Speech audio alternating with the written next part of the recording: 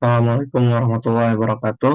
Perkenalkan, nama saya Adil Sultani dari Fakultas Teknik, Program Studi Teknik Pertambangan, Angkatan 2017, dengan NPM 170117018. Saya akan mempresentasikan tentang hasil skripsi saya yang berjudul Klasifikasi Lokasi Usaha Pertambangan Batubara di Indonesia berdasarkan risiko bencana alam. Dengan outline yang pertama yaitu pendahuluan, tinjauan umum, landasan teori, hasil penelitian, dan kesimpulan dan saran.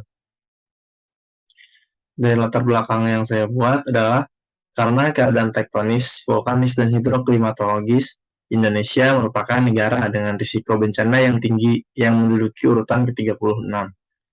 Pertambangan merupakan industri yang padat modal, padat teknologi, dan juga padat risiko, termasuk risiko bencana alam. Maka diperlukan pemetaan risiko bencana alam untuk mempermudah identifikasi risiko bencana alam pada lokasi usaha pertambangan batubara.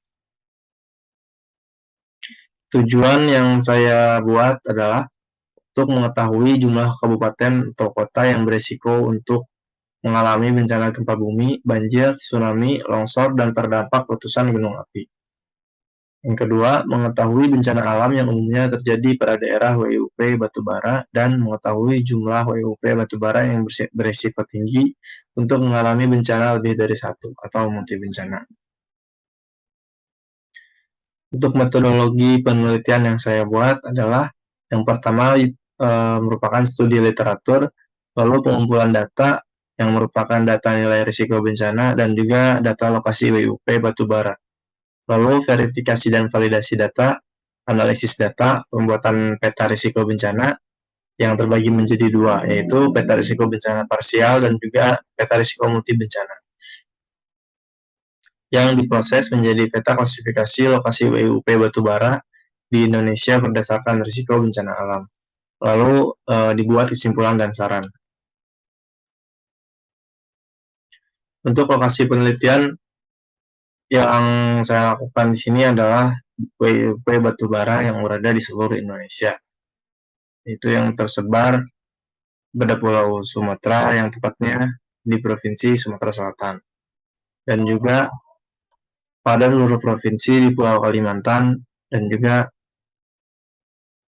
pada Provinsi Sulawesi Barat, Sulawesi Tenggara, dan juga Provinsi Papua Barat. Untuk hasil penelitian yang saya buat, yaitu menghasilkan sebuah peta klasifikasi lokasi WUP batubara berdasarkan indeks risiko multi bencana, yang terlihat pada peta ada 5 parameter, yaitu parameter sangat tinggi, tinggi, menengah, rendah, sangat rendah, dan juga tidak berisiko. Berikut merupakan hasil dari peta yang telah dibuat.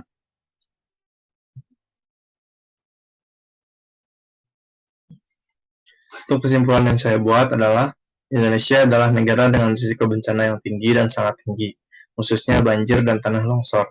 Hal ini terbukti dari 64 kabupaten atau kota atau sebesar 12,4%, yang berisiko mengalami gempa bumi, 295 kabupaten atau kota yang berisiko banjir, 142 yang berisiko tsunami, 20 yang berisiko terdampak letusan gunung api,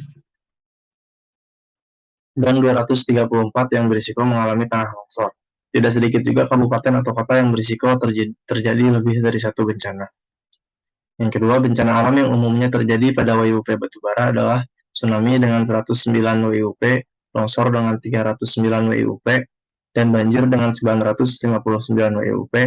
Hal ini terjadi karena WUP batubara berada pada dataran yang berelevasi rendah dan sudah lapuk, yang membuat area tersebut rawan akan terjadinya longsor dan banjir jika terjadi hujan. Sementara tsunami terjadi pada WUP batubara yang berada pada dataran rendah yang dekat dengan pesisir pantai.